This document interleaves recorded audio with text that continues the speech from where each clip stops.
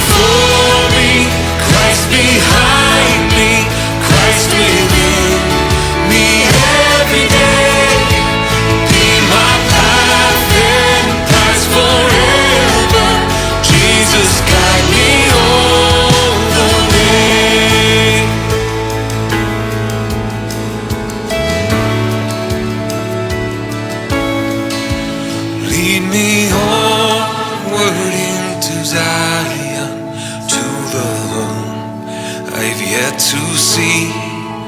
Bring me to that better country where I'll finally be free.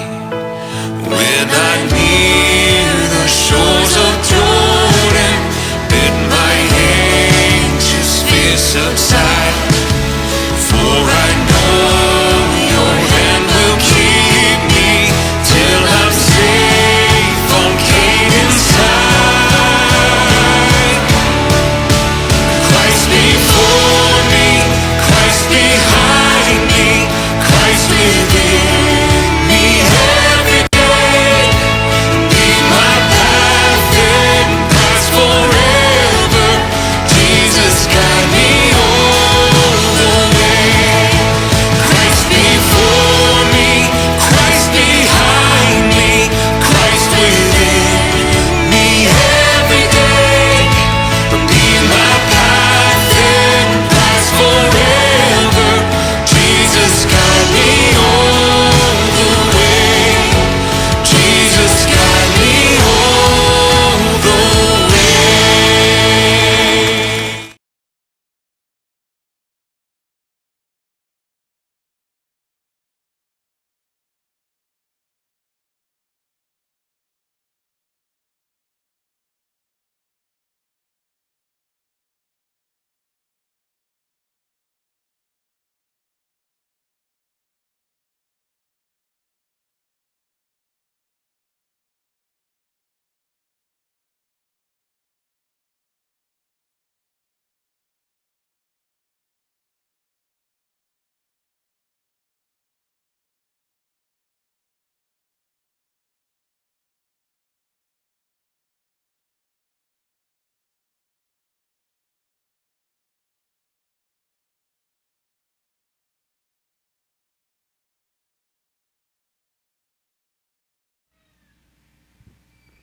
Magandang umaga po sa inyo lahat at tayo po ngayon ay tungo na sa pagsamba at tayo po ay tumayo at basahin po natin ang ang John chapter 1 verse 12 to 13. Okay.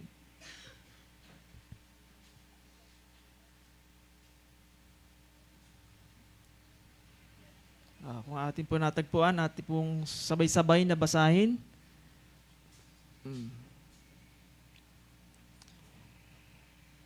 Subalit ang lahat ng tumanggap sa kanya na sumasampalataya sa kanyang pangalan ay kanyang pinagkalooban sila ng karapatan na maging mga anak ng Diyos, na ipinanganak hindi sa dugo o sa kalooban ng laman o sa kalooban ng tao, kundi ng Diyos. Manalangin po tayo sa Panginoon. Panginoon, maraming salamat, Panginoon, sa umagang ito na kami po ay narito. Kami, Panginoon, ay dumudulog sa iyo na may pagpakumbaba, Panginoon. At salamat, O Diyos, sa iyong habag at biyaya na kami po, O Diyos, ay iyong iniligtas, Panginoon, sa kapahamakan at binigyan mo kami, Panginoon, ng pag-asa. Na ngayon, Panginoon, ay nabuksan, Panginoon, ang amin mga pangamba. At ikaw, Panginoon, lamang, Panginoon, ang nakapagbibigay nito na, Panginoon, ng kasiguruhan, Panginoon, sa aming mga kaligtasan. Salamat, O Diyos, na ikaw ay papakita, Panginoon, na hindi po, O Diyos, sa aming mga sariling gawa o mga katwiran na aming ginagawa, kundi ito po'y kahabagan mo, Panginoon, at iyong biyaya, Panginoon, na pinagkaloob sa amin. Salamat, Panginoon, dahil kami narito na hindi po sa aming kakayanan, kundi ikaw nagbibigay, O Diyos, ng kalakasan, Panginoon, sa bawat isa. Turuan mo kami, Panginoon, na gawin ang mga bagay na sa araw na ito na iyong ginawa na manatili at mapakumbaba, Panginoon, at lalong-lalo na, O Diyos, sa iyong mga salita na makapagdulot, O Diyos, sa amin ng pananatili at pag-ibig, O Diyos, hindi sa aming puso buhay, kundi sa iyo, Panginoon, na ikaw lang, Panginoon, ang aming maluwalhati, O Diyos. At nabuhay kami, Panginoon, sa iyong kaluwalhatian at sa iyo lamang, Panginoong kapurihan, O Diyos. Salamat, Panginoon, sa gawaing ito na turuan mo kami makinig, Panginoon, na may pagpapakumbaba, at turuan mo kami, O Diyos, na mapakinggan ang iyong salita. Panginoon, maraming salamat, O Diyos. At pinupuri ka namin, O Diyos, at pinasasalamatan, sinasamba, Panginoon, sa dakilang pangalan ni Jesus. Amen. At dumako naman po tayo sa ating pagbabasa muli sa Lumang Tipan, sa Deuteronomy chapter 6 verse 1 to 9.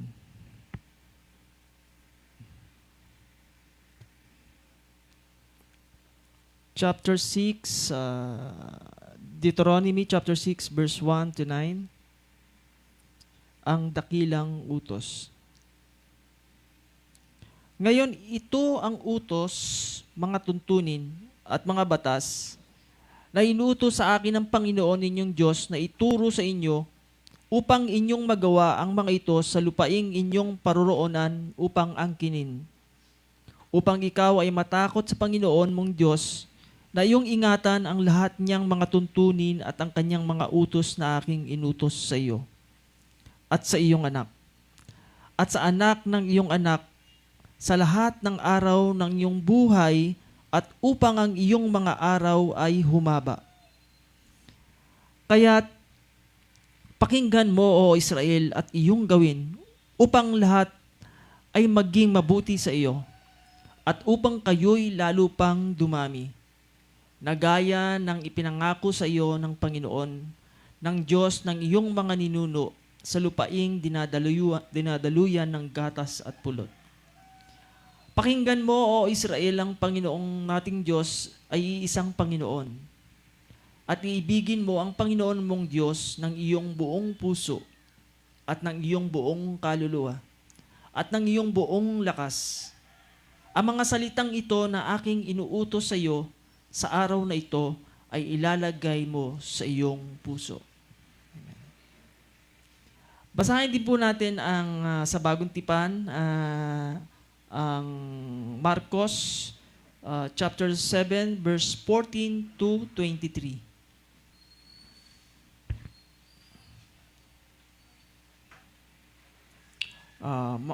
Marcos chapter 7 14 hanggang 13 po.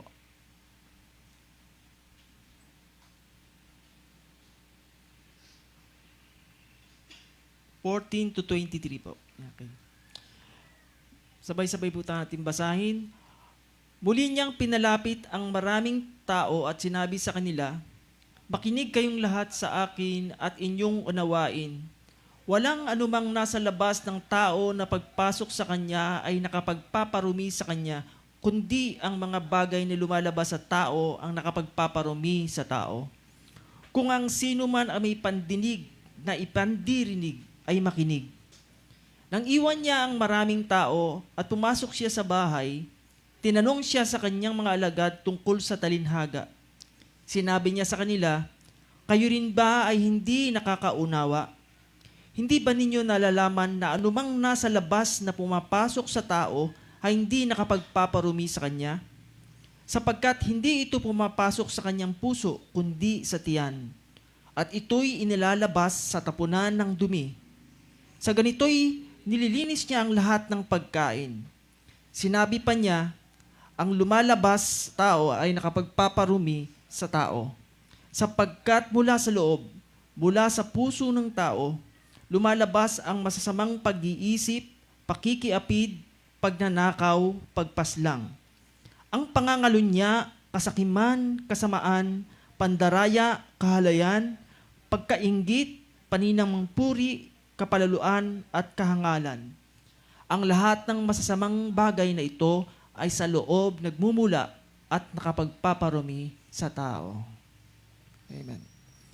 Dumako naman po tayo ngayon sa ating pag-awit ng mga himno. Manatili po tayo nakatayo. Amen.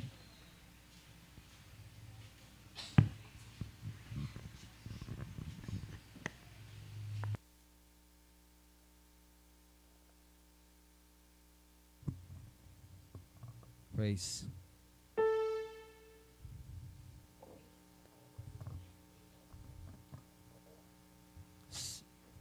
Sige, para po sa ating unang aawitin, paki-open po ang ating mga songbook sa page 4. Ano yung sabi?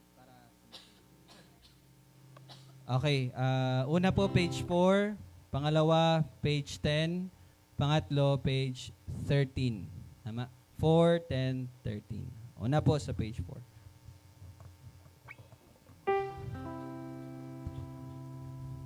So, awitin natin ang kantang Sing.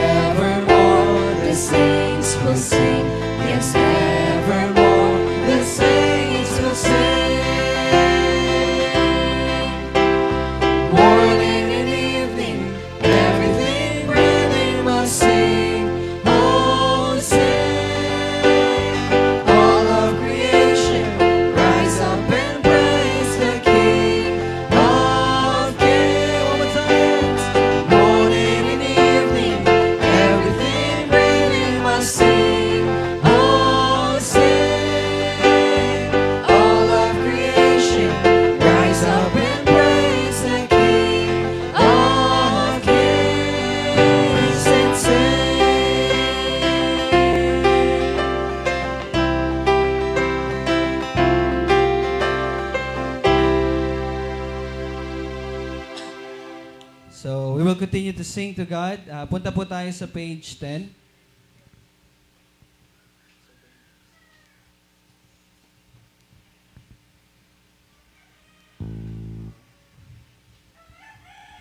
Okay? So, pangalawang awitin po is Guide Me, O, My Great Redeemer.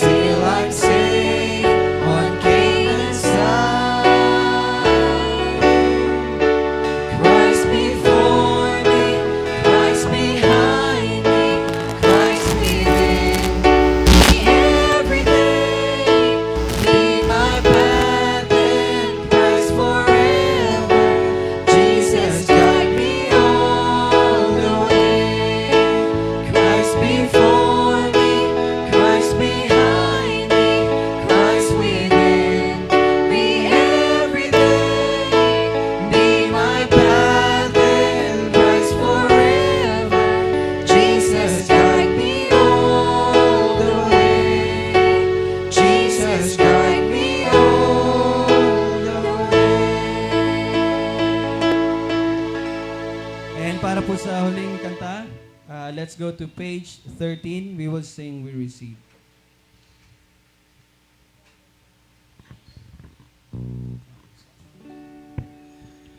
We Receive po. Okay na po?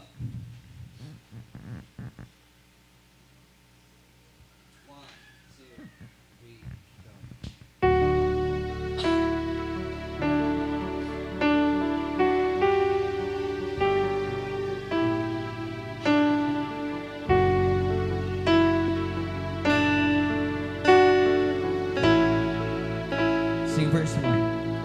Beautiful Savior, fullness of heaven, though we have nothing, here we receive. Jesus, you call us now to remember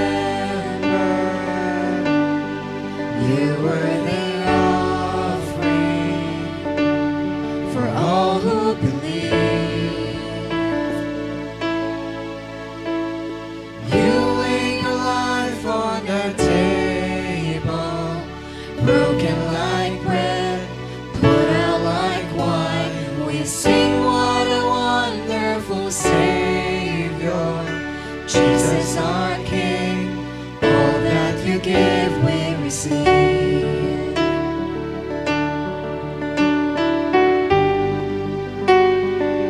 Sing verse 2. Pardon and blessing, life everlasting, mercy unmeasured. How can it be? You are the giver, faithful forever. Help us to treasure all we've received. You lay your life on the table, broken like bread, put out like wine. We sing, what a wonderful Savior, Jesus our King. All that you give we receive.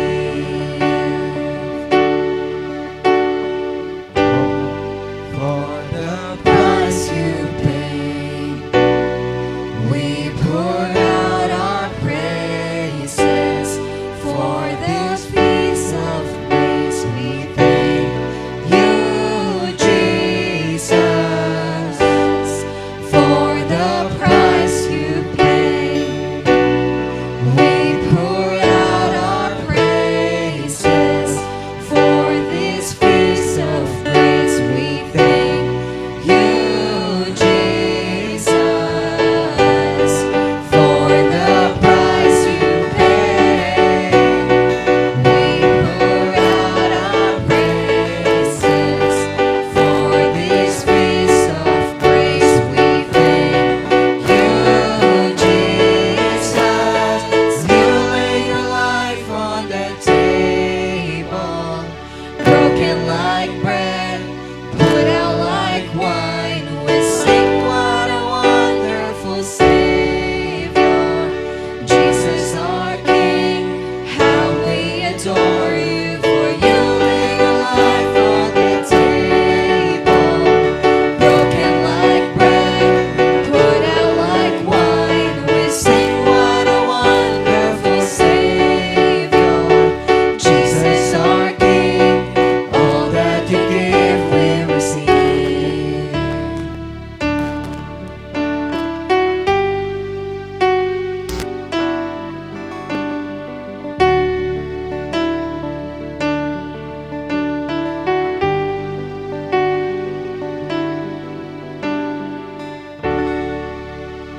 Pasalamatan natin yung Panginoon sa ating natanggap mula sa Kanya. Sige, tayo po yung magsiyo po.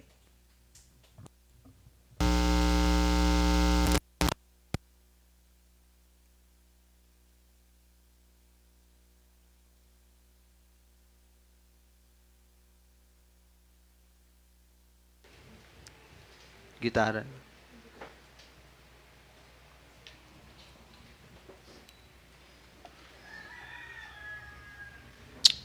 Okay, praise God po, no? At sa ating pagpapatuloy, patuloy po tayong magpasalamat sa Panginoon sa lahat ng ating natanggap sa Kanya. Ngayon ay magpasalamat tayo sa pamamagitan ng ating pagbibigay. Ito ay tulong natin, again, sa iglesia, sa mga kapatid natin. And ayun, nakita nyo naman po kanina, may mga bagay na kailangan din natin talagang ayusin dito sa physical na ating church. At,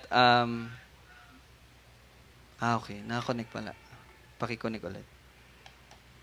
Okay, so, pasalamatan natin ang Panginoon sa kanyang mga ibinigay sa atin. Panginoon, kami po ay nagpapasalamat sa iyo sa patuloy na pag-sustain, Lord, sa bawat isa. Most importantly, sa spiritual na paglakad. Panginoon, tunay na ikaw ay sapat sa aming mga kahinaan. And even, Lord, sa mga aming physical na pangailangan ay patuloy mo itong ibinibigay sa amin. Meron na mga bagay na hindi namin nare-recognize na gawa mo, O Diyos. But kami naniniwala na lahat ay ayon sa iyong soberanya at providensya. At ikaw ang nag-iingat sa amin. Bagaman may mga bagay na hindi namin napapasalamatan. But Lord, this time, ikaw ang magpaalala sa lahat. Na ang aming mga puso ay magalak at magbigay ng pagpapasalamat sa iyo, Panginoon, sa lahat ng iyong ipinagkaloob. Purihin ka, O Diyos, ito aming panalangin sa pangalan ni Jesus. Amen. Alright, so we praise God for this wonderful morning. And patuloy tayo sa kanyang salita. Buksan po natin ang ating mga Biblia sa mga gawa, chapter 10. So tayo po ay magpapatuloy po, no, sa chapter 10. Magsisimula tayo sa verse 7 hanggang verse 16.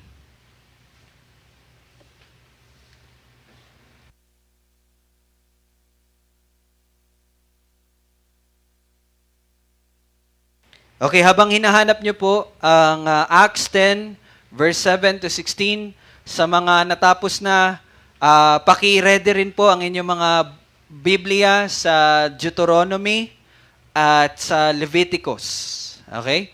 So, i-clip nyo lang po. Actually, bibigyan po namin kayo ng regalo, hindi pa lang namin nagawa. We will be giving bookmarks para po sa may maayos po kayo na pang mark sa mga books sa Bible po. Pero for now, kamay na lang muna. So, Acts, Deuteronomy, and Leviticus. So, habang hinahanap nyo po yun, bigyan ko lang po kayo ng short review sa atin pong napag-aralan last Sunday. So, yun ay Acts 10 verses 1 to 6 kung saan nakita po natin yung pangitain po ni Cornelio. Si Cornelio po ay ang ginamit ng Panginoon upang at pamilya niya upang formal na buksan ang ebanghelyo sa mga hentil. So nakita po natin yung vision ni Cornelius doon. At doon natin nalaman na ang kaligtasan po ay para din po sa mga hentil. Kaya po nandito tayo po ay kabilang. Tayo po yung mga hentil. Bagaman si Cornelio ay isang masipag sa kabanalan, taong masipag sa kabanalan at may takot sa Diyos, ay hindi po ito ang paraan upang siya ay maligtas. And so sa lahat po ng tao, ganun po yung case natin. Kaya't nakita natin last Sunday na nararapat lang po talaga na ang ebanghelyo ay maipahayag sa kanya. Kung kaya't may kita nyo po sa verse 5 and 6, ang Panginoon po ay nagbigay ng instruction na papuntahin ang kanyang mga alagad, papunta kay Pedro na siyang gagamitin po ng Panginoon upang ang ebanghelyo ay maihayag kay Cornelio at formally mabuksan po ang gospel para po sa mga hentil. Now, nabanggit ko po kanina, bagaman ang kaligtasan ay hindi po sa kagandahang gawa ng mga tao, dahil ito po ay kailanman hindi makakasatisfy sa bayad na kasalanan na nagawa natin.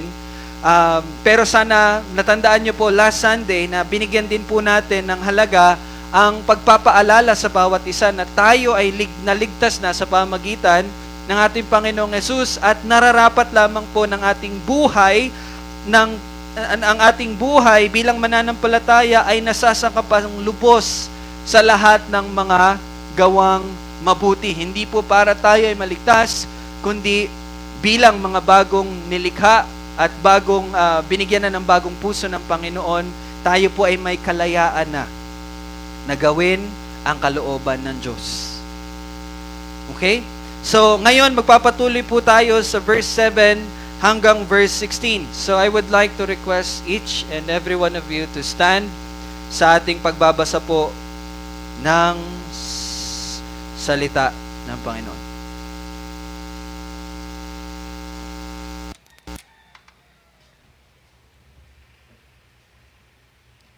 Okay. Pakiano na lang, tol, kung meron pa. Alright, so let's read. Taga lang po.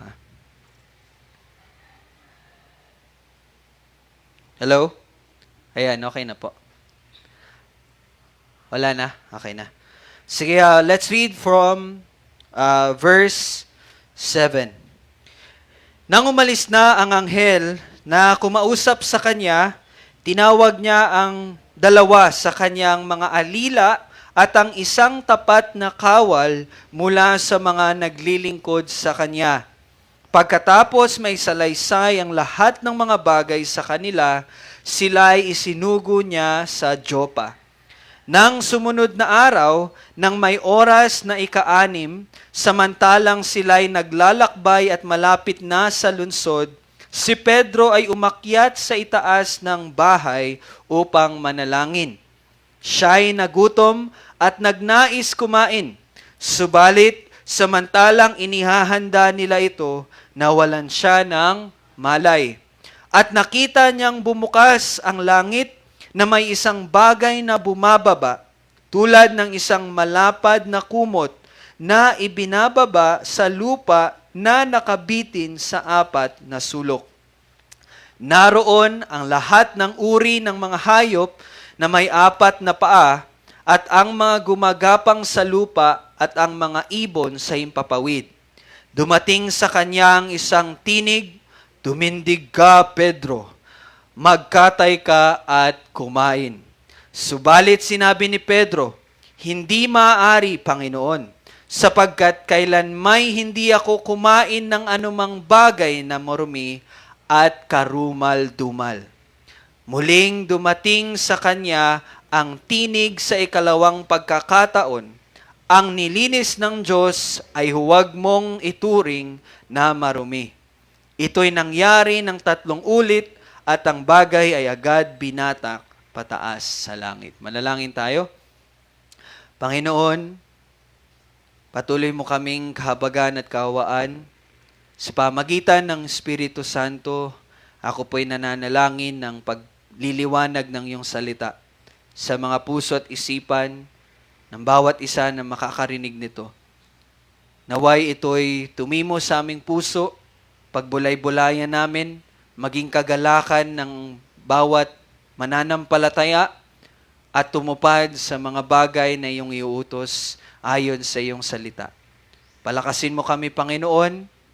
Sawayin mo kami, Panginoon. Ituwid mo kami, sanayin at turuan. Salamat sa habag mo sa iyong salita sa pagbibigay ng kapaliwanagan ng iyong salita. Ito aming panalangin sa pangalan ni Jesus. Amen. Tayo po magsiupo.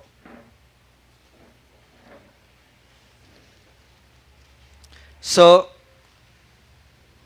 okay. Gaya po ng sinabi ko kanina, nagtapos po tayo sa hanggang verse 6 at nakita po natin doon yung instruction na ibinigay ng anghel ng Diyos kay Cornelius na pumunta doon kala Pedro. Now, sa ating pagpapatuloy sa verse 7, sinabi po dyan, nang umalis na ang anghel.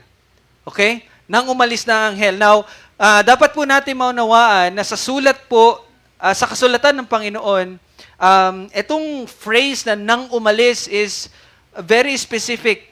Nang umalis. No? Literally, nang umalis na ang anghel, ano nangyari?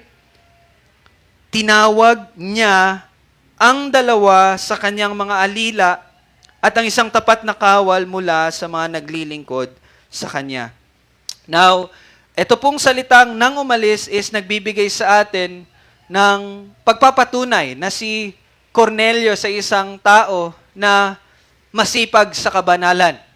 To the point na pagkatapos po na magbigay ng mensahe ang anghel ng Diyos, walang patumpik-tumpik, ito po ay ginawa ni Cornelius. And mamaya makikita niyo po yung excitement, yung desire, yung kagalakan ni Cornelius na gawin kung ano man ang inutos ng Panginoon sa kanya.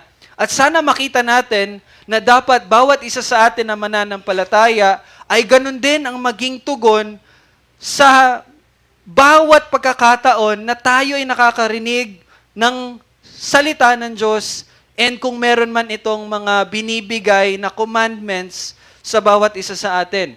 And here, Cornelius, nang umalis ang anghel, walang patumpik-tumpik, tinawag niya agad yung kanyang mga kawal. Now, bakit po tinawag niya ang kanyang alila at kawal? Kasi kung titingnan niyo po sa verse 5 ng chapter 10, ito po ang naging instruction sa kanya ng anghel.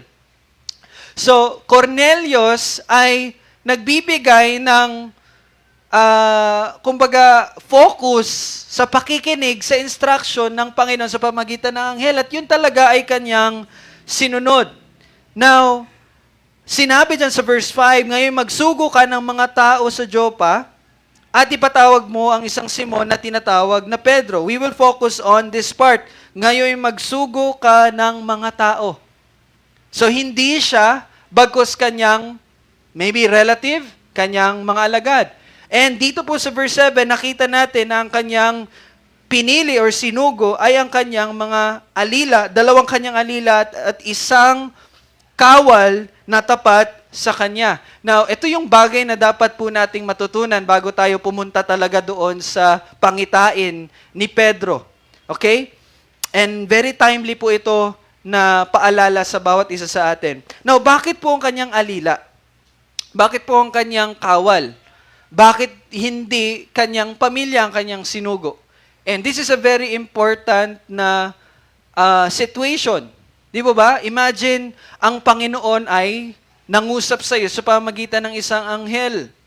Now, kung titingnan niyo po dyan sa verse 2, ang isa sa paglalarawan kay Cornelio is sinabi dyan, isang taong masipag sa kabanalan at may takot sa Diyos. Now, ito yung hindi natin nabigyan ng focus last Sunday. Siya po ay masipag at may takot sa Diyos kasama ang kanyang buong sambahayan.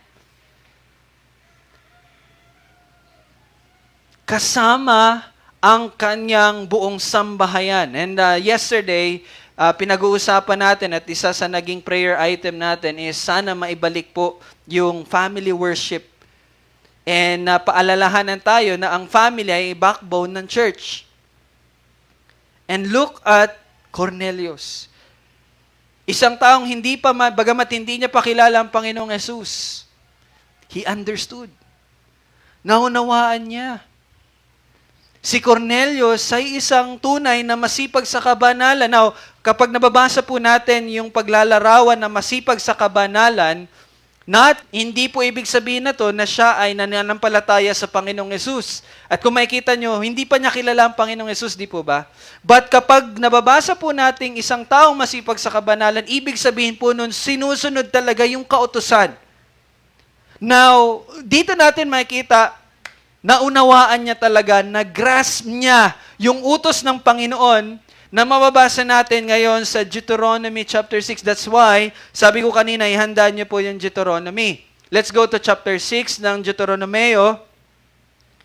At maganda na makita po natin itong bagay na ito. Very timely, and this is for all of us. Chapter 6, tingnan natin yung verse 6. Deuteronomy chapter 6, verse 6. Actually, ito po yung Bible reading natin sa Old Testament. Hindi lang nasama ni Tito Bong hanggang verse 9. Dapat hanggang verse 9 kasi yon. But anyway, it's okay. Babasahin natin from verse 6. Nandyan na po ba kayo? Chapter 6.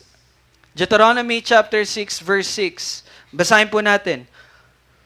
ang mga salitang ito na aking inuutos sa iyo sa araw na ito ay ilalagay mo sa iyong puso at iyong ituturo ng buong sikap. Saan? Sa iyong mga anak.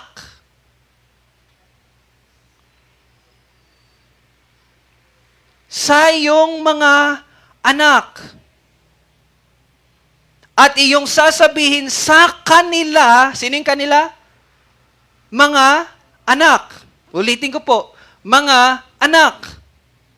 Kapag ikaw ay nakaupo sa iyong bahay, kapag ikaw ay lumalakad sa daan, at kapag ikaw ay nahihiga, at kapag ikaw ay bumabangon, at iyong itatali ang mga ito bilang tanda sa iyong kamay, at bilang panali sa iyong noo. At iyong isusulat ang mga ito sa pintuan ng iyong mga bahay at sa mga pasukan ng inyong mga bayan. Anong pinapakita dito? Sa lahat po ng ginagawa ninyo, mga magulang, dapat at nararapat lamang na ituro ang salita ng Diyos sa mga anak. Na kung magpapatuloy po tayo, konting balik lang po tayo sa chapter 4. Pwede po bang medyo umatras po muna tayo? Chapter 4, basahin natin yung verse 9 and 10. The same book, chapter 4, verse 9 and 10. Sabi po dyan, mag-ingat ka lamang sa iyong sarili at ingatan mo ang iyong kaluluwa ng buong sikap. Baka malimutan mo ang mga bagay na nakita ng iyong mga mata at baka mahiwalay sa iyong puso ang lahat ng araw ng iyong buhay. Ipaalam mo ito sa iyong mga anak at sa mga anak ng iyong mga anak. Ibig sabihin, apo. And in verse 10, nang araw na ikaw ay tumayo sa harapan ng Panginoon mong Diyos sa Horeb, nang sabihin sa akin ng Panginoon, tipunin mo sa akin ang bayan at aking ipaparinig sa kanila ang aking mga salita upang sila'y matutong matakot sa akin sa lahat ng araw ng kanilang buhay sa lupa at upang kanilang maituro sa kanilang mga anak.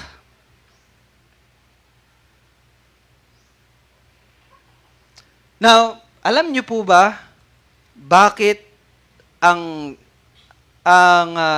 pinopromote ng social media ng mga palabas ngayon is kabit, divorce, premarital sex? Alam niyo po bakit? Kasi yun po ang paraan ng kalaban upang hindi mangyari yung binasa natin. That's why marami pong broken families na kung saan hindi napapatuloy ang pagtuturo ng salita ng Panginoon.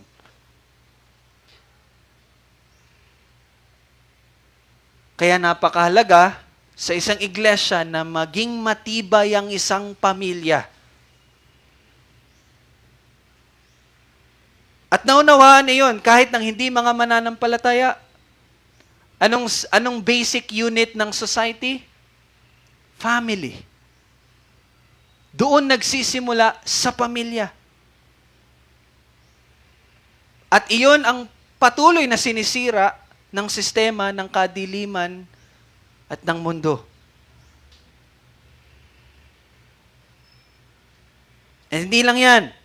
Kung titingnan natin sa chapter 11, Deuteronomy pa rin, chapter 11, verse 19.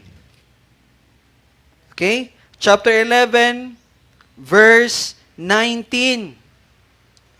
Sabi dyan, ituturo ninyo ang mga iyon sa inyong mga anak nang inyong sasabihin sa kanila kapag ikaw ay nakaupo sa iyong bahay, kapag ikaw ay lumalakad sa daan, kapag ikaw ay nahihiga, at kapag ikaw ay bumabangon. Inulit po sa chapter 11. And sa simula pa man, in Genesis, ako na lang po magbabasa, In Genesis 18 verse 19, sabi ng Panginoon kay Abraham, hindi sapagkat siya'y aking pinili. Ang binabanggit po ng Panginoon dito sa Abraham, siya'y aking pinili upang kanyang tagubilinan ang kanyang mga anak at sambahayan pagkamatay niya. Na maingatan ang daan ng Panginoon sa pamagitan ng paggawa ng kabanalan at kahatulan upang mabigay ng Panginoon kay Abraham ang ipinangako niya sa kanya. So you see, napakahalaga ang pagpapatuloy ng katuruan sa pamagitan ng pagtuturo nito sa ating mga anak. And Cornelius understood that. Naunawaan po yun ni Cornelius. Kaya makikita nyo sa chapter 10 na mga Gawa, verse 2, anong description sa kanya? Kasama ang kanyang buong sambahayan.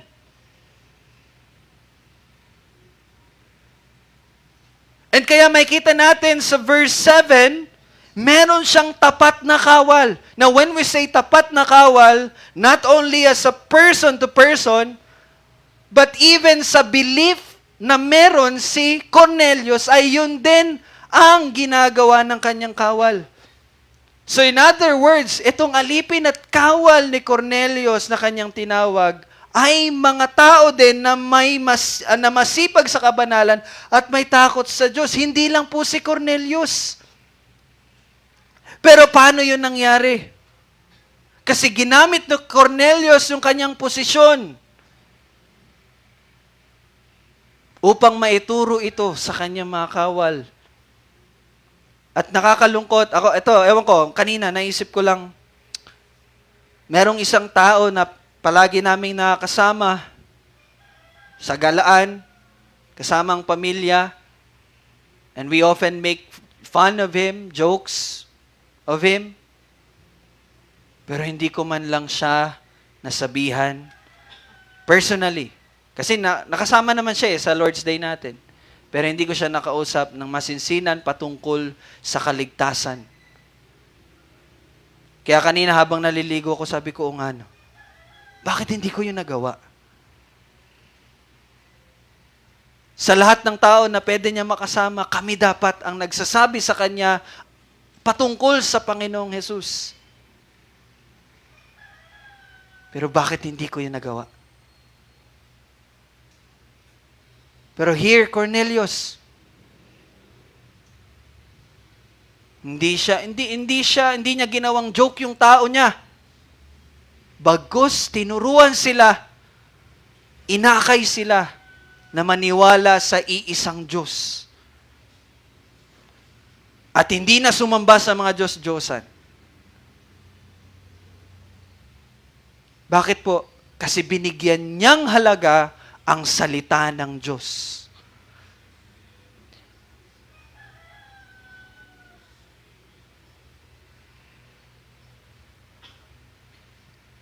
Tayo po ba nagiging seryoso lang tayo sa salita ng Diyos sa time ng Lord's Day?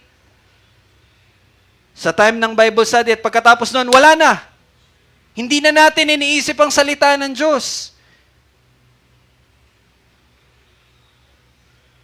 Kaya hindi natin ito ma-i-apply sa buhay natin. Hindi natin maisip na sa bawat tao nakakasalamuhan natin, yung taong yan, kailangan niya marinig ang salita ng Diyos. Bakit hindi natin niya magawa? Maybe, hindi natin pinagbubulay-bulayan ang salita niya.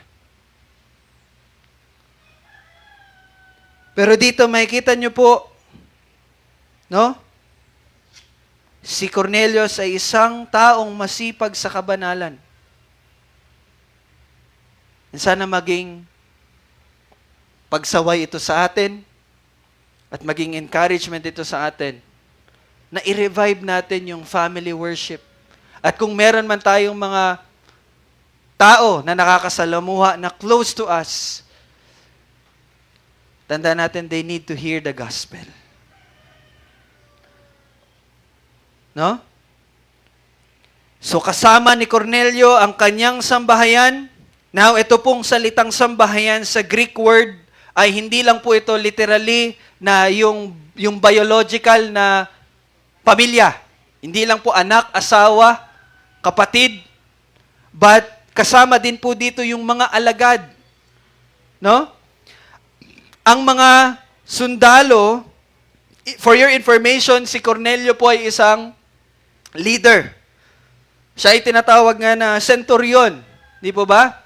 Now, siya po ay isang leader ng hukbo ng mga sundalo. And in the ancient time, sa panahon po ng Roman Empire, ang mga sundalo po ay walang formal na pamilya. Wala po silang formal na family. Kung kaya't ang sambahayan po, malaki po yung chance na yung sambahayan na sinabi dito ni Lucas sa pagsusulat niya nito ay patungkol po sa kanyang mga alagad. And makikita nyo mamaya din, mababasa natin next Sunday maybe, makikita nyo doon na habang naghihintay si Cornelius sa pagdating ni Pedro, tinawag niya yung kanyang mga relatives, sa kanyang mga close friends.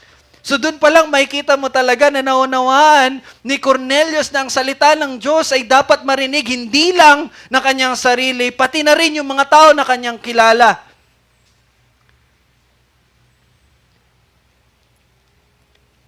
Tunay po na ito'y dapat din nating gawin bilang mga mananampalataya. Gamitin natin yung relationship na meron tayo to testify the name at yung kabutihan na ginawa ng ating Panginoon. So bago tayo dumako doon sa pangitain ni Pedro, it's very a timely reminder for all of us, families, mga tatay, stand your ground, be a father, be a man of God, guide your family through the Word of God. Yun po yung ibinigay na utos ng Panginoon sa bawat tatay. Kasama ang kanyang asawa. You see? So na-amaze ako nung habang hinahanda ko to kasi nag-stop ako sa verse 6 last Sunday. And ito pala, it's very a timely reminder for all of us. No? Sa simula pa man, inutos na po yun ng Panginoon. Turuan natin ang ating pamilya. So sa mga tatay at nanay dyan, gawin po natin iyon. No? Gawin po natin iyon. But anyway, makikita natin dyan yung additional na information patungkol kay Cornelius. And again, it's a very timely reminder for all of us. Now, so verse 8, sinabi po dyan, pagkatapos na may salaysay ang lahat ng mga bagay sa kanila, sila'y sinugo niya sa Joppa at sila'y nagpunta. Na ngayon, dadako tayo sa pangitain na nangyari kay Pedro. Verse 9, nang sumunod na araw, nang may oras na ika-6. Now, lagi ko nyo pong tandaan, kapag sinabi pong oras na ika-6, idagdag nyo lang po yan sa 6 a.m. So, 6 a.m. plus 6, anong oras? 12 noon. Okay, tanghali. Nang sumunod na araw, now remember, sumunod na araw, the next day, nang oras na ika-6, samantalang sila'y naglalakbay at malapit na sa lunsod. So, ibig sabihin, malapit na po yung mga alagad doon sa bahay ni Pedro. Na habang sila'y papunta, now, you have to take note, sila po ay nagmula sa Caesarea. Di ba? Verse 1, sa Caesarea ay may isang lalaki. So, ito pong mga alagad na ito ay nagmula sa Caesarea at saan sila pinapunta? Sa Joppa. Now, kung titingnan po natin yung distance ng Caesarea at Joppa, ang distance po nun is 30 miles. Now, kung i-convert natin sa kilometro, 48 kilometers. Sa time natin ngayon, 1 hour lang ang biyahe doon kasi may sasakyan na. But during the biblical times, the usual travel time po nila, 20 kilometers lang po is equal to 1 day. Isang araw ang aabutin para mag-travel ng 20 kilometers. So, ibig sabihin po, yung Caesarea to Joppa ay dapat aabutin ng 2 days. 2.5 or 2 and ilang oras.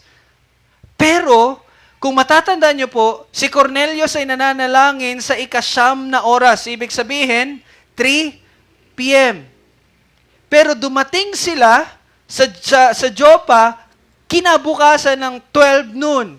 So, ilang oras lang yon? Almost 21 hours lang po. 21 hours. Imagine, at 2 days and some hours na travel, nagawa nila for 21 hours. Maaring sila po ay gumamit ng kabayo para mapabilis. Now, ang gusto ko po makita ninyo is ganun po kasabik, ganun po kagalak si Cornelio na marinig ang salita ng Panginoon. Na to the point na hindi niya lang sinabi sa mga alagad niya, o sige na, lakad na kayo, hintay kami. No. But maybe you can imagine, Cornelius, ito, gumamit kayo ng kabayo, magmadali kayo. Kasi kailangan natin marinig ang salita ng Diyos. At bakit po salita ng Diyos ang ini-expect? Although kung mababasa natin sa verse 1 and 6, wala namang sinabi ang anghel na siya ibibigyan ng salita.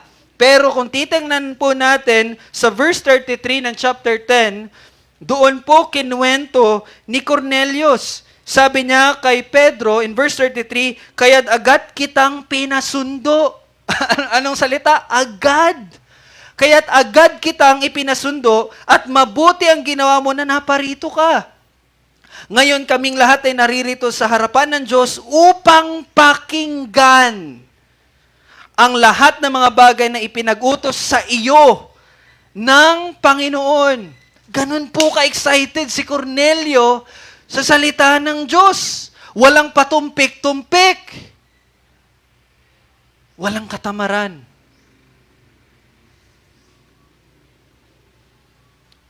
Yun po ang puso na ibinigay ng Diyos kay Cornelius. Tayo, mga reformers, we believe na ang pagbubuhay muli ay nauuna bago ang pananampalataya. Ibig sabihin, dito kay Cornelius, naunawaan natin na siya'y binuhay na ng Diyos. Siya'y binigyan na ng bagong puso ng Diyos, kung kaya't siya'y may kagalakan at kasabikan na marinig ang salita ng Panginoon. Kayo mga kapatid, kayo'y binago na ng Diyos. Kayo'y binigyan na ng bagong puso ng Diyos. So nararapat lamang na magkaroon tayo ng parehong kasabikan na makinig at mag-aral ng salita ng Panginoon. And so, makita nyo dito yung pagmamadali. And, kung titingnan naman natin sa parte ni Pedro, sabi dyan sa verse 9, si Pedro ay umakyat sa itaas ng bahay upang ano daw po? Upang manalangin. So, ito si Pedro, walang kaalam-alam.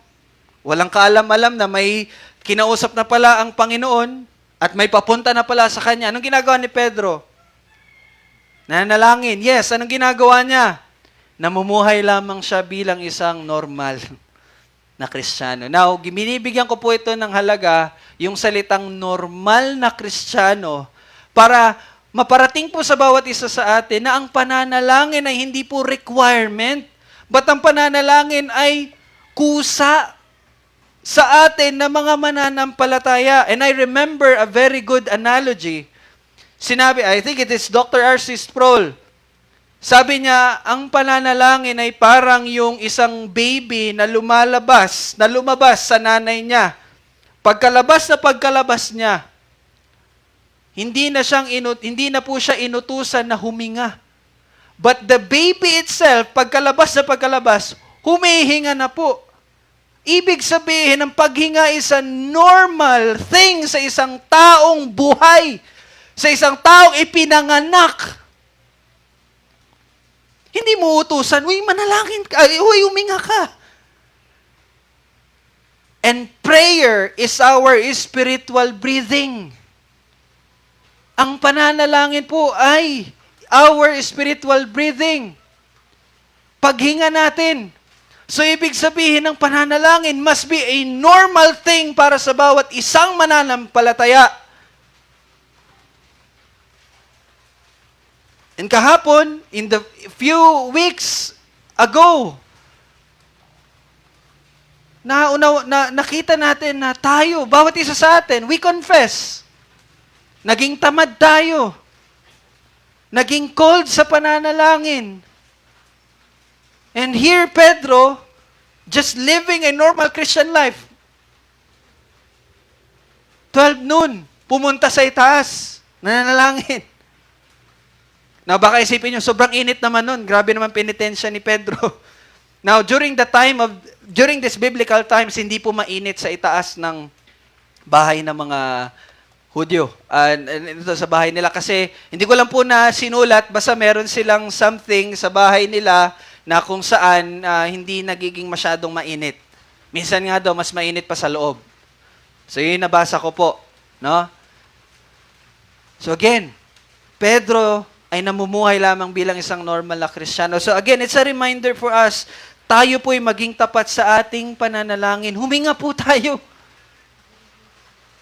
Huminga po tayo. Kasi pag hindi tayo hinga, mamamatay. Mamatay tayo.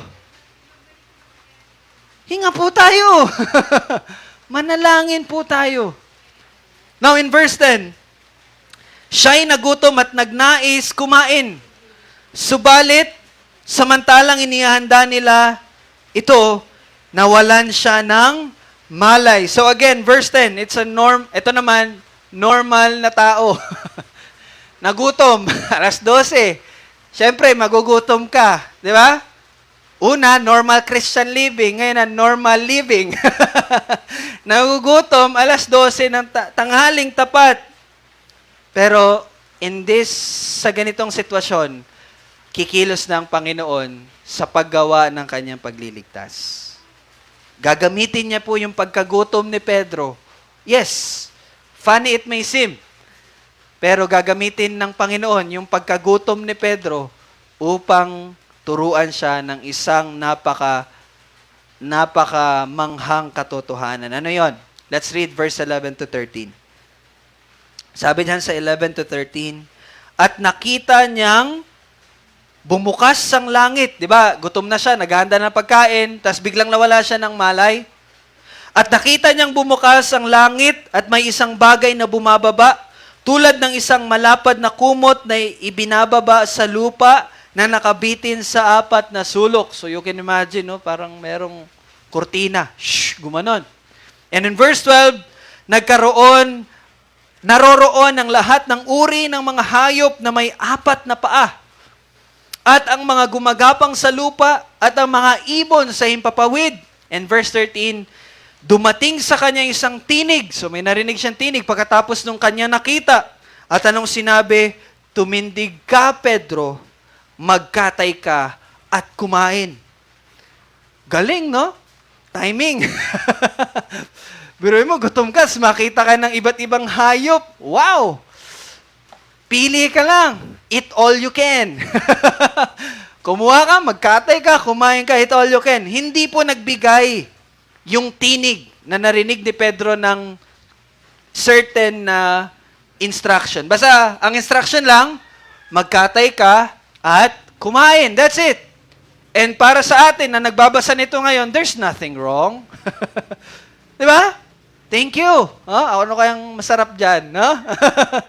Ano masarap na piliin? Katayin at kainin. But tingnan nyo po yung naging sagot ni Pedro. Verse 14. Subalit, sinabi ni Pedro, hindi maaari, Panginoon. Oh, bakit? Sapagkat kailanmay hindi ako kumain ng anumang bagay na marumi at karumal-dumal. Now, kung hindi po natin binabasa yung Old Testament, we will never understand bakit ganito ang naging tugon ni Pedro. But kung titingnan po natin, nandiyan pa po ba yung Leviticus ninyo? Let's go to Leviticus. Levitico chapter 11. Now actually, mababasa natin ito sa buong chapter 11, but I think, wow, there are 47 verses. So I think magtatagal tayo kung babasahin natin isa't isa. So i-follow nyo lang po yung mga verses na sasabihin ko. So pinili ko lang po yung mga verses upang mapakiayos po yan. Upang makita ninyo yung mga pagkain. Now, meron pong title dyan, Leviticus chapter 11. Anong title? Mga hayop na malinis at marumi. So ito po yung kautosan ng Panginoon patungkol sa mga hayop na dapat kainin at hindi dapat kainin. Tingnan natin yung verse 1 and verse 2. Sabi dyan, ang Panginoon ay nagsalita kina Moises at Aaron na sinabi, sabihin ninyo sa mga anak ni Israel, ito ang mga bagay na may buhay na maaari ninyong kainin sa lahat ng mga hayop na nasa lupa. Yun po yung verse 2. Now mag-jump tayo sa verse 7 hanggang verse 8, hanggang 7 to 10 pala. Basahin natin yung 7 to 10. At ang baboy, at ang baboy, ano pa? Bagaman may hati ang paa at biyak subalit hindi ngumunguya, ito ay marumi para sa inyo. Verse 8, huwag ninyong kakainin ang kanilang laman at huwag ninyong hihipuin ang kanilang mga bangkay. Ang mga iyon ay marumi para sa inyo. Sa inyo lang po. Para sa atin. Verse 9, sa lahat ng mga nasa tubig ay maaari ninyong kainin ang mga ito. Alinmang may mga palikpik at mga kaliskis na nasa tubig, nasa dagat, at sa mga nasa ilog ay makakain ninyo. Pwede daw yun.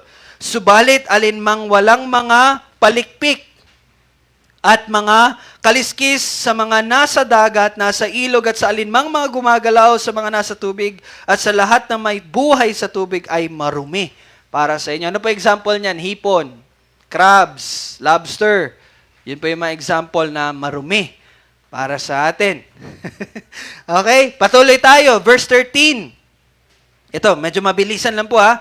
At sa mga ibon ay tinuturing ninyong marumi ang mga ito. Ang mga ito ay hindi ninyo dapat kakainin. Ang mga ito ay marumi. Ang agila, buwetre, at buwetreng itim. Ano yung buwetre?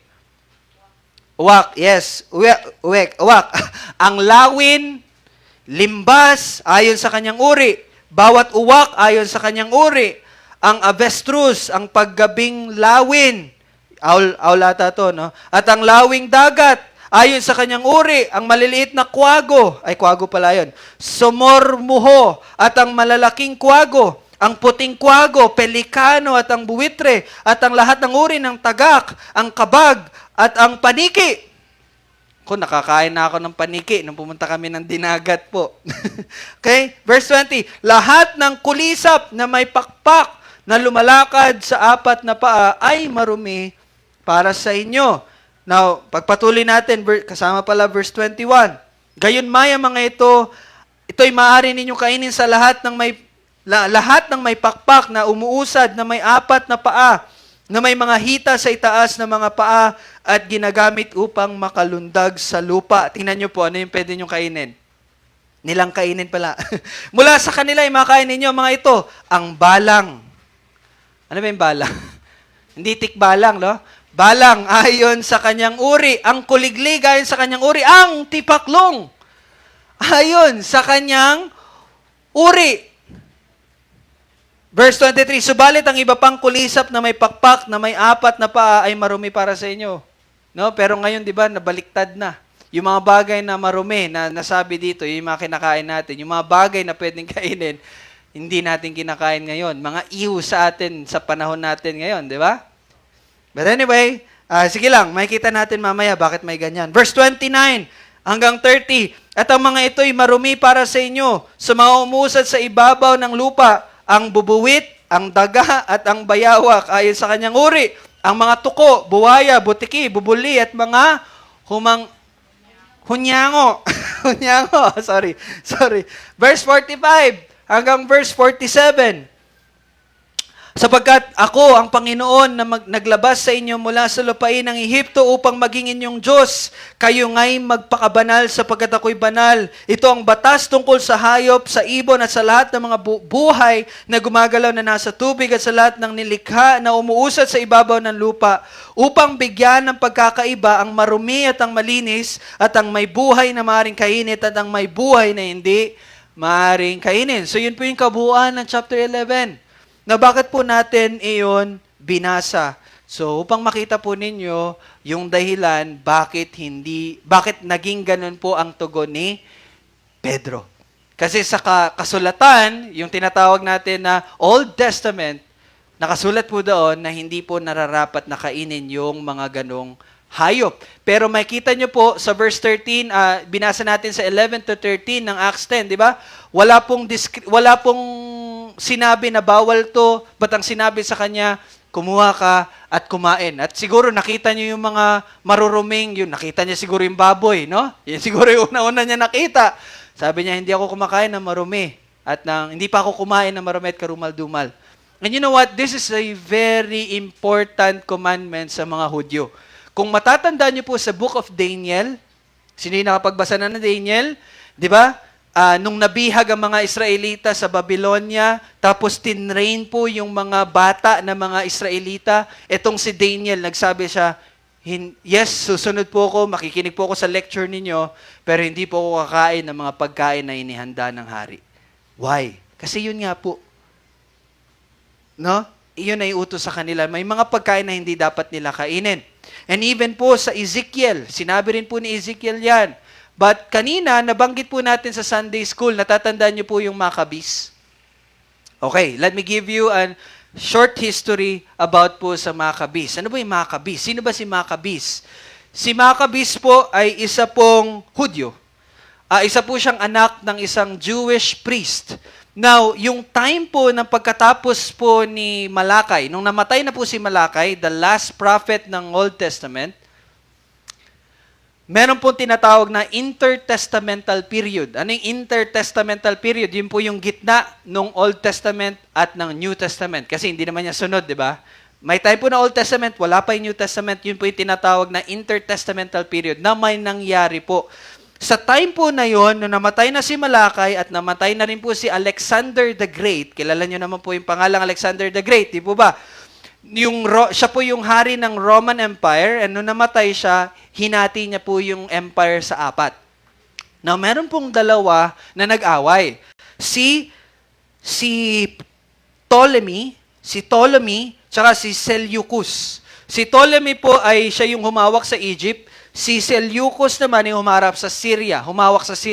Now, ito pong Egypt at Syria, ang gitna po nun yung Israel. Okay? So, naglalabanan tong dalawa, naiipit po ang Israel. Now, sinako po ni Ptolemy, or ng Egypt, etong Israel, at okay naman siya. Binigyan niya ng kaluwagan ng mga Hudyo na gawin yung kanilang pagsamba sa Diyos. Kaya lang, nung natalo ni Seleucus si Ptolemy, yung Syria na yung humawak sa Israel, doon na po nangyari yung pag-uusig sa kanila.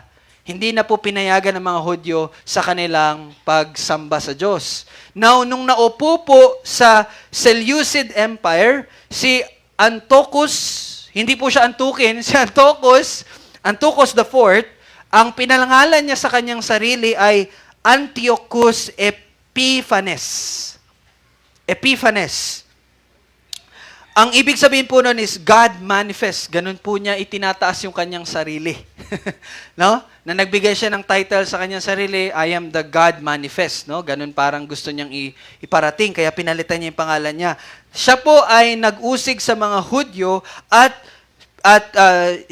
inano po yung mga Hudyo na i-worship po si Zeus. Si Zeus. Alam niyo ba si Zeus, no? And then, siya po ay utos sa kanila na i-sacrifice ang baboy para kay Zeus sa temple. Grabe, no? Grabe yung paglalapastangan na ginawa nito. Now, dahil po doon po nagsimula yung tinatawag na Maccabean Revolt. Revolt, ibig sabihin, kumbaga lumaban na yung mga Hudyo kasi hindi na to tama. Grabe na yung paglalapastangan. To the point na nag-offer ng baboy para kay Zeus doon sa temple ng mga Hudyo. No? So, si Mattathias, isang Jewish priest, so siya po yung nagsimula, pero siya po yung namatay, and then pinasa niya po kay Judas Maccabees, siya po yung anak. And doon po kay Judas Maccabees, doon po nagkaroon ng tagumpay yung mga Hudyo upang ma-regain nila yung Israel from Seleucid Empire. Now, bakit ko po ito sinasabi sa inyo? Kasi nabanggit na natin sa ating Sunday School para may idea po kayo about the Maccabees. May sinulat po doon. Doon po nagkaroon ng first and second Maccabees. And gaya nga pa ng sinabi kanina sa Orthodox, Eastern Orthodox, merong third Maccabees, di po ba? So kasi nasulat po yun sa time po na yon. Okay? Now, during that time, pinapakain po ang mga Hudyo ng mga pagkain na hindi na marumi na sinabi doon sa binasa natin sa Leviticus. And you know what? Marami pong namatay or pinatay na Hudyo dahil hindi po nila kinain yung mga pagkain na pinapakain sa kanila. So ganun po. Bakit ko po ito na-share? Para makita niyo po kung gaano kahalaga at kalaking halaga ang binibigay ng mga Hudyo, lalong-lalo na sa pagkain. That's why, going back to chapter 10 ng Acts, huwag po kayong ma-surprise na ganito po ang sinabi ni Matthew, ni Pedro. Yun po yung dahilan. No? Sinusunod niya lamang kung ano po yung inutos at nasusulat sa lumang kautusan. But, in verse 15, lapit na tayo matapos, verse 15, muling dumating sa kanyang tinig sa ikalawang pagkakataon na tanong sinabi, ang nilinis ng Diyos ay huwag mong ituring na marumi. So bakit po yun ang sinabi sa kanya? Natandaan niyo po yung New Testament reading natin sa Mark 7:14-23. Tandaan niyo kanina yung Bible reading natin. Anong sinabi doon? Anong sinabi ng Panginoong Hesus? Hindi ang pagkain na pumapasok sa iyong katawan na nagpaparumi sa inyo, kundi ang bawat bagay or salita na lumalabas sa inyong mga bibig. Yun ang nagpaparumi sa isang tao. Dahil yun ay nagmumula sa kanyang puso. At ang mga bagay na nagmumula sa puso, maraming binanggit kanina, paninirang puri, pakikiapid, pagkagalit, or yun na, yung mga bagay-bagay na yun. Now, hindi nyo po ba natanong, bakit ang turo sa Old Testament ay iba sa turi ng Panginoong Hesus? Bakit ganun na yung naging turo ng Panginoong Hesus? Bakit hindi niya sinabi, tandaan niyo yung sa Leviticus 11, ha? Bawal yan, bawal yan. Pero sinabi ng Panginoong Hesus, hindi yan ang magpaparumi sa inyo. Pero sa Leviticus 11, yan na yung magpaparumi sa inyo. Di ba? Hindi niyo, have you ever asked yourself, bakit ganun na nangyari? Bakit iba na ang turo? So we have to answer that. Now, naging ganun na po ang katuruan ng Panginoong Hesus dahil babalik muna ako sa Old Testament. Yun po ang turo sa Old Testament because of a certain purpose and a certain reason. Mahalaga po na dahilan yun. At ang isa sa po sa dahilan, bakit po binigyan sila ng mga ganong kautosan na ito, pwede, ito hindi, ito magpaparumi, ito hindi magpaparumi. Dahil po, upang magkaroon ng pagkakabahagi. Distinction.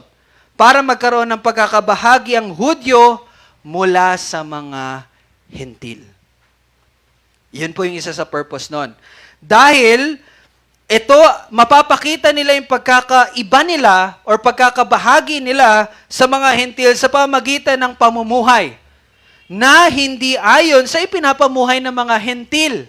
At kung kaya may binagay na utos ang Diyos upang makita yung pagkakaiba nila sa mga Hentil. Now, let me give you a short overview. Ano yung mga utos na yun? Unang-una, idolatry. No? Now, ang mga Hentil po, sila po ay kilala sa pagsamba po sa Diyos-Diyosan. Kaya inutos ng Panginoon in Exodus 20 verse 3, huwag kayong magkaroon ng ibang mga Diyos sa harapan ko. Well, una, mababasa natin at maunawa natin, ito'y nararapat lamang na utos ng Panginoon dahil siya lamang talaga ang Panginoon. Yes, we believe that. At yan ang katotohanan. Siya lamang ang Diyos. Kaya lang, binigyan sila ng particular na instruction na ito kasi nga po, yung mga pagans, yung mga Hentil, they're known as worshipers of idols. Kaya sinabi ng Panginoon, huwag kayong sasamba sa alinmang Diyos-Diyosan sa harapan ko. And another is human sacrifice. Very common po sa mga hentil, sa mga pagano, na sa kanilang pag-worship sa kanilang mga Diyos, na hindi naman talaga Diyos, very common sa kanila yung pagsasacrifice ng tao. Now, kung matatandaan nyo po, kaya sinabi ng Panginoon in Leviticus 18:21, sabi niya, huwag kang magbibigay ng iyong anak upang italaga iyon sa apoy kay Molek. Si Molek po ay isa sa mga Diyos-Diyosan, sa mga sikat na Diyos-Diyosan, sa mga hentil. Ni huwag mong lalapastanganin ang pangalan ng Diyos. Ako ang Panginoon. So you see, binigyan ng Panginoon na utos sa mga Hudyo, Israelita, na huwag niyong ibibigay niyong mga anak. Kasi ganon mag-worship ang mga hentil. Human sacrifice. No? Even sa time ni Jesus Christ, nabanggit niya po yun. And pangatlo, divination and sorcery. Ano ba yung divination? Yung mga pagkukulam, witchcraft, yung pakikipag-usap sa mga patay na, yung mga bagay na yun, sabi ng Panginoon in Deuteronomy 18, verse 10, huwag makakatagpo sa iyo ng sino mang nagsusunog ng apoy sa kanyang, hindi pala, sorry. Yeah, 18:10. Yes. Sa apoy ng kanyang anak o lalaki o babae bilang isang handog. So, yun, kasama yun kanina.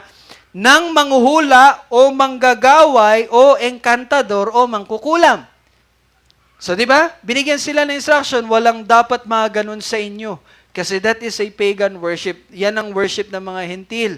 And sexual rituals and temple prostitution. Now, sa mga hentil po, normal po sa kanila yung tinatawag na orgies. Ano yung orgies? Yung maraming nag-aano. Kasi that is how they worship their gods. Kaya sabi ng Panginoon in Deuteronomy 23:17-18, huwag magkakaroon ng bayarang babae sa mga anak ng babae ng Israel, ni magkaroon ng bayarang lalaki sa mga anak ng lalaki ng Israel. Huwag mong dadalhin ng upa sa isang masamang babae o ang pasahod sa isang aso sa bahay ng Panginoon mong Diyos, sa temple, sa bahay ng Diyos, para anumang panata sapagkat ang mga ito ay kapwa karumal-dumal sa paningin mong Diyos. Kasi that is how, again, Gentiles worship their gods.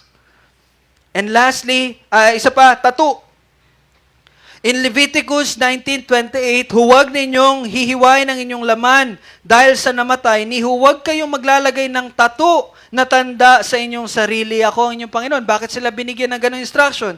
Kasi in the ancient times sa mga hentil po, isa sa paraan na kanilang paghihinagpis at isa sa paraan ng kanilang pagpapakita ng devotion sa kanilang Diyos-Diyosan is ang pagpapatato.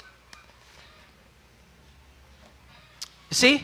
And sa mga pagkain, yung mga pagkain na binasa natin sa Leviticus, bakit po marumi yung mga bagay na yun? Now, one of the reason is, syempre, marumi siya sa ating katawan. But one of the reason is, yun po yung mga maruruming hayop na binanggit po doon, ay ginagamit po ng mga hentil sa kanilang mga ritual at pagsamba sa kanilang Diyos-Diyosan. Yun po yung dahilan, isa sa dahilan, bakit po may Leviticus 11. Para i-separate ang mga Israelita sa mga hentil. Magkaroon ng distinction. Now, another tanong. And again, pinalalahanan ko po kayo last Sunday, yung pagkaka-separate po ng Hudyo at hentil ay hindi po para maging mapagmataas yung mga Hudyo. Hindi po para kamuyan nila yung mga hentil. Hindi po. Bagkos, natutunan natin last Sunday, ang dahilan bakit nagkaroon ng division between the Jews and the Gentiles ay para po sa kaligtasan ng mga hentil. Para ang mga Hudyo ang maging pagpapala ng Diyos sa iba't ibang mga bansa. Di ba nabasa natin yung last Sunday kung matatandaan ninyo? That's the very purpose. Bakit may pagkakaroon ng pagkakahiwa-hiwalay? Now, another question that might rise up, ngayon, kung ang kaligtasan ay pala ay para din sa mga hentil, bakit kailangan pa na magkaroon ng division? Bakit hindi na lang bigyan ng direktang instruction yung mga hentil or ang Diyos, ang tunay na Diyos? Di ba? Nataano niyo yun? Since, okay, in the very beginning, Genesis, sinasabi naman na kasamang hentil sa kaligtasan, bakit hindi na lang diniretso ng Diyos? Bakit kailangan pa ng Hudyo? Bakit kailangan pa ng division? Alam niyo po? Okay, ito po, ibibigay ko po sa inyo, bakit po na kailangan na magkaroon muna ng division. Let's go back to the history. Genesis. Huwag niyo na pupuntahin yung Genesis. Let's go back to Genesis. Genesis chapter 1 and 2, doon po mabasa natin yung creation. Paglikha. Genesis 3, doon po natin makita yung pagkakasala ng tao, ni Adan at ni Eva. Chapter 4, doon natin nabasa si Cain at Abel. Ano nangyari? Pinatay ni Cain si Abel. Chapter 5, doon yun po yung story na ipanganak si Seth, at yung chapter 5, mababasa natin yung genealogy ni Adan. No? Chapter 5, mababasa yung genealogy ni Adan. Chapter 6, dito po natin mababasa ang kasamaan, ang sobrang kasamaan ng sangkatauhan. Chapter 6 po yun. And chapter 7, doon na po si Noah. Doon na po nangyari yung great flood. No? Nilinis ng Panginoon. 8 na lang ang natira. Chapter 8, doon po natin mababasa yung katapusan ng baha. Natapos na po yung baha. Chapter 8. Genesis chapter 9, doon natin makita na ibinigay ng Panginoon yung Noahic Covenant. Ano yung Noahic Covenant? Ano yung Noahic Covenant? Rainbow. Yun yung Noahic Covenant, the rainbow na hindi na, yun yung sign pala, hindi yung covenant. But that's the sign of the covenant na hindi na papatayin muli, hindi na lilipulin ng Panginoon muli ang mga tao. Sa pamamagitan ng tubig. Pero ulitin yun. Mangyayari yun ulit sa pamamagitan ng apoy naman. Hindi na sa tubig kasi nangako ng Panginoon. Pero time will come na maulit po yun. No? Lilinisin na. And that will be the second coming of our Lord Jesus Christ. In chapter 10, dun yung mababasa naman yung genealogy ni Noah. Now, bakit kailangan ng genealogy? Kasi makita nyo doon yung human race. Kasi di ba, nalinis na, 8 na lang natira. Restart ba? Na-restart. 8 na lang. E di, titignan natin muli, ano yung mga linya ng mga tao, pamilya. Trace nyo, saan kayo galing? Saan kayo nagmula? Ano, trace nyo po, punta kayo doon. But anyway, that's chapter 10. But in chapter 11, doon nagsimula, doon natin makita yung tore ng Babel. Do you remember one of our Sundays, nasabi ko po sa inyo na yung chapter 11, doon po nagsimula yung idol worship. Okay? Tower of Babel, no? Kaya I think yun po yung naging reference ng mga hentil sa tinatawag na high places. Sino dito yung makakatanda sa Bible study natin? 'Di ba yung matataas na dako? Yun doon nagsasamba ang mga pagano, yung mga hentil. Tatandaan niyo po 'yon? Okay, so chapter 11, doon na po nagsimula ulit yung kasamaan. Doon na po nagsimula yung pagkakaiba kasi isa lang yung lengguwahe ng mga tao dati. But in chapter 11, gumawa yung lahat ng tao ng Tower of Babel. Then sabi ng Panginoon, pag i-scatter sila, at doon nagsimula yung iba't ibang language. Okay? Doon nagsimula. And doon na rin po nagsimula yung sobrang kasamaan muli ng tao, idol worship. Kaya in chapter 12, doon na po tinawag si Abraham. Now, bakit po tayo bumalik sa history? Kasi para makita nyo po na yun po yung sitwasyon ng sangkatauhan at that time. Now, nararapat lamang po na merong piliing isang nation upang maingatan ng karunungan patungkol po sa Diyos. Okay? Kaya kailangan gumawa ng tinatawag na covenant people. At sino yung covenant people? The Israel. Sila yung tinatawag na covenant people kung saan inihayag ng Panginoon ang kanyang katangian, ang kanyang kabanalan, ang kanyang karakter, ang kanyang kautusan, ang kanyang katapatan, at sa kanila din hinayag ng Panginoon paano maibibigay ang kaligtasan. That's one of the reason. At pangalawa, upang ihanda ang daan para sa Messiah. Kung matatandaan niyo po, binigay po ng propesiya na ang tagapagligtas ay magmumula sa linya ni David. At si David ay parte po ng covenant people or the Israel. Now imagine kung walang covenant people. Di ba? Hindi magkakaroon ng reference. Hindi tayo magkakaroon ng reference saan magmumula ang tagapagligtas. Now, another reason is upang malatag po ang historical context, upang mabigyang linaw ang redemptive plan ng Panginoon. Imagine, kung walang covenant people, hindi po magkakaroon ng Exodus. Walang bayang ililigtas ang Diyos, for example. Di ba? Kung walang covenant people, hindi po mabibigay ang kautusan.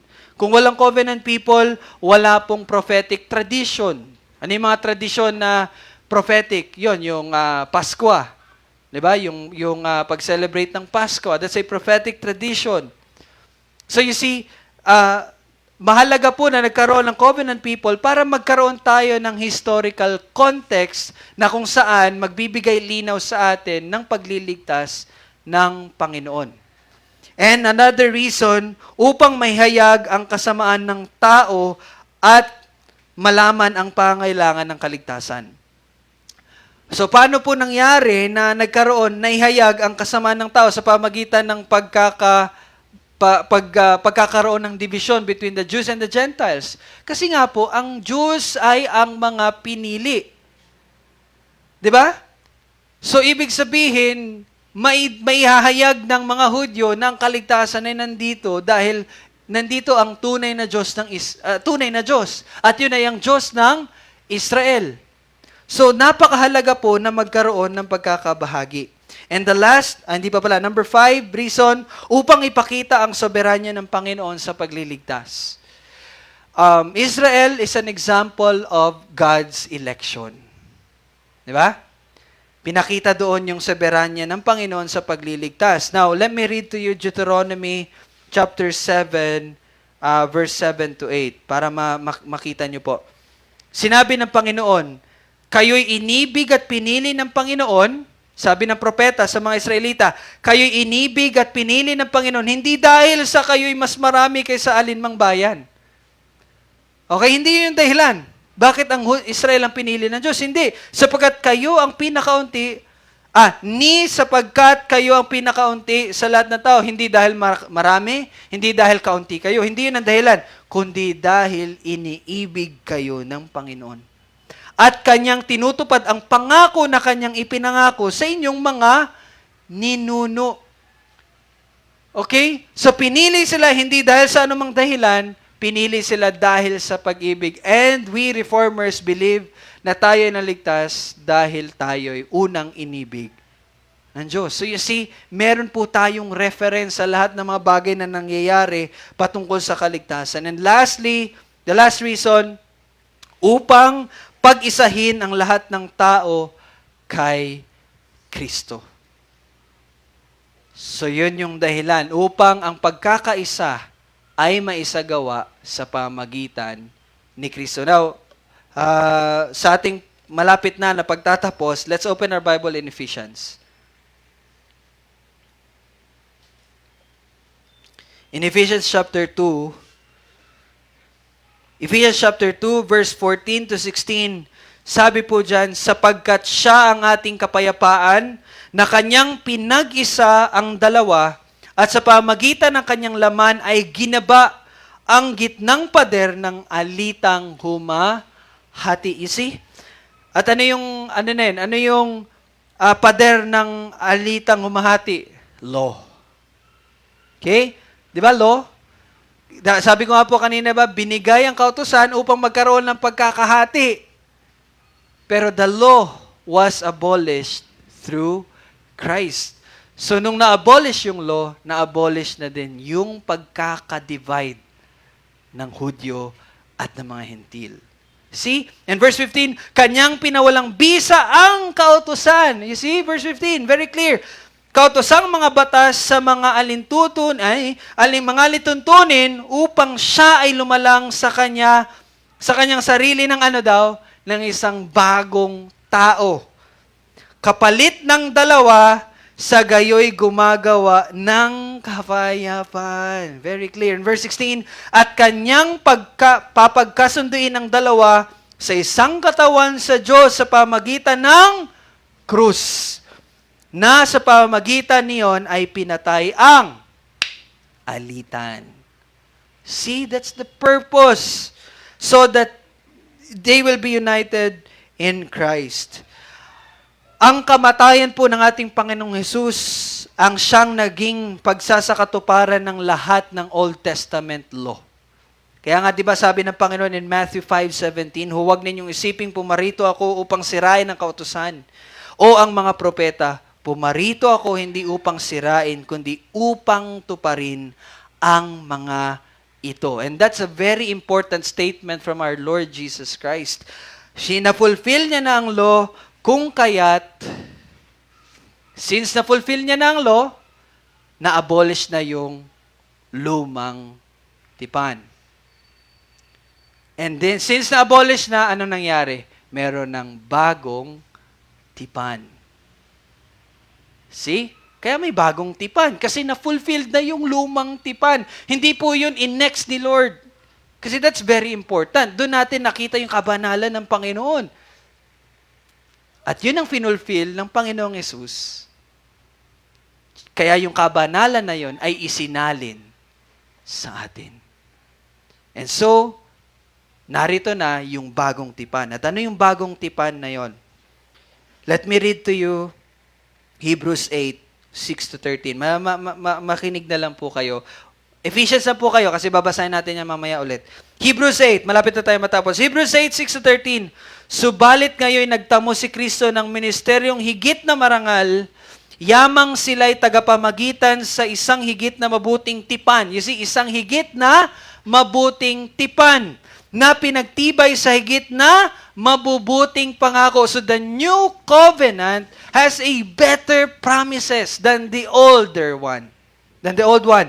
Sapagkat kung ang unang tipang iyon ay walang kapintasan, hindi na sana kailangang humanap pa ng pangalawa. Now, wag po tayo magkaroon ng maling interpretation ng verse 7. Yung sinabing sapagkat kung ang unang tipan ngayon ay walang kapintasan, perfect po yun. Okay? Perfect po yun. Yun ay galing sa Diyos. That's a covenant from God. Kaya lang, yung kapintasan na binabanggit dito is tao. Hindi natin kaya talaga. Alright? Hindi na sana kailangan humanap ng pangalawa sapagkat nang makakita ang Diyos ng kapintasan sa kanila. You see? Hindi sa Diyos na nagbigay ng lumang tipan, but sa kanila, sa atin, sa mga tao, sa mga Hudyo in particular, ay sinabi niya, ang mga araw ay tiyak na darating, sabi ng Panginoon, na ako'y gagawa ng isang bagong tipan sa sambahayan ni Israel. Okay? At sa sambahayan ni Judah.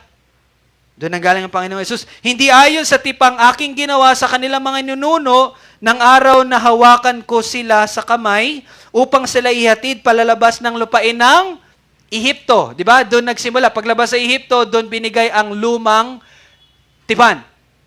Sapagkat sila'y hindi nagpatuloy sa aking tipan. Yung kapintasan po dito is yung tao, hindi sa Diyos. Okay? Let me repeat that. And kaya't ako'y hindi nagmalasakit sa kanila, sabi ng Panginoon. Ito ang tipang aking gagawin sa sambahayan ni Israel pagkatapos sa mga araw na iyon. Sabi ng Panginoon, ilalagay ko ang aking kautusan sa kanilang pag-iisip at isusulat ko ang mga iyon sa kanilang mga puso. At ako'y magiging Diyos nila at sila'y magiging bayan ko. At hindi magtuturo ang bawat isa sa kanila sa kanyang kababayan o magsasabi ang bawat isa sa kanyang mga kapatid, uy, kilalanin mo ang Panginoon. Hindi na daw yung kailangan sapagkat ako'y makikilala nilang lahat. Mula sa pinakahamak hanggang sa pinakadakila sa kanila sapagkat ako'y magiging mahabagin sa kanilang mga kasamaan at ang kanilang mga kasalanan ay hindi ko na aalalahanin pa. That's the new covenant. Sa pagsasalita tungkol sa bagong tipan, ginawa niyang lipas na ang una at ang ginawang lipas na at tumatanda ay malapit ng maglaho. Kasi gumawa na po ng bagong tipan. At ano po yung bagong tipan na yon? Yung bagong tipan na yon, makikita natin sa Ephesians chapter 2. Okay? Verse 11 to 13. Makikita niyo po dito na sa bagong tipan na ito, kasama po ang mga hentil. Di ba sa lumang tipan, wala. Hudyo lang. But in the new covenant, makikita niyo kasama ang hentil. Basahin natin Ephesians 2:11. Kaya't nga alalahanin ninyo na noong una, kayo'y mga hentil sa laman, tinatawag na di tuli ng mga tinatawag na tuli sa laman na ginawa ng mga kamay ng tao na ng panahong iyon, kayo ay walang Kristo. Di ba ba? Hiwalay sa pagiging mamamayan ng Israel. That's true. At mga dayuhan sa mga tipan ng pangako. Walang pag-asa at walang Diyos sa sanlibutan. So you see, subalit ngayon ay na kay Kristo Jesus, kayo na noong una ay malayo, ay inilapit sa pamagitan ng dugo ni Kristo. They are part of the New Testament. And in Galatians 3:28-29, walang Hudyo o Griego, walang alipin o malaya, walang lalaki o babae, sapagkat kayong lahat ay iisa kay Kristo. Wala ng Hudyo, wala ng Griego. At kung kayo'y kay Kristo, kayo nga'y mga binhi ni Abraham, mga tagapagmana ayon sa pangako. That's the promise. Diba? The redemptive plan of God. Now, balik tayo sa Acts. Basahin ko lang po. Okay na lang. Medyo mahaba na. Romans na lang. Listen carefully. Romans 9:24-26. Maging sa atin na kanyang tinawag, hindi lamang mula sa mga Hudyo, kundi mula rin sa mga Hintil. Gaya naman ang sinasabi niya sa Hoseas, tatawagin kong aking bayan ang hindi ko dating bayan. Sino yung tinutukoy ng Panginoon dito? Ang mga Hintil. At minamahal ang hindi dating minamahal. Tayo yun, mga Hintil. At mangyayari na sa lugar na kung saan ay sinasabi sa kanila, kayo'y hindi ko bayan, doon sila tatawaging mga anak ng Diyos na buhay. You see, they were included in the new covenant. So, kaya po, ang sinabi, balik tayo sa mga gawa, chapter 10, kaya po yung sinabi sa verse 15, muling dumating sa kanya ang tinig sa ikalawang pagkakataon, ang nilinis ng Diyos ay huwag mong ituturing na marumi. Higit pa po sa pagkain, kasi ang konteksto nito, di ba, pagkain. But Peter must understand. Mamaya sa pagpapatuloy ng story, makikita nyo, yun ang maunawaan ni Pedro. And tayo ngayon, naunawaan na natin na higit sa pagkain, higit po sa pagkain, ito pong verse na ito ay patungkol sa katotohanang wala nang naghahati.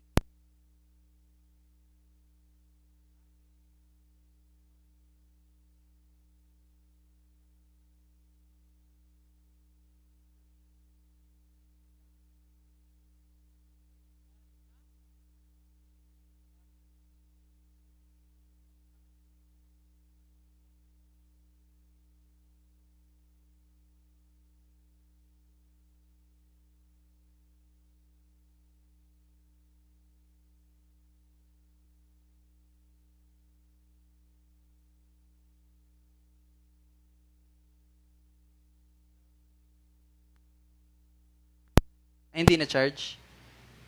Sige, saksak mo yan.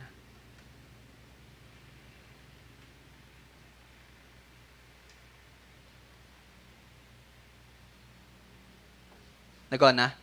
Hello? Mic test, okay na? Alright.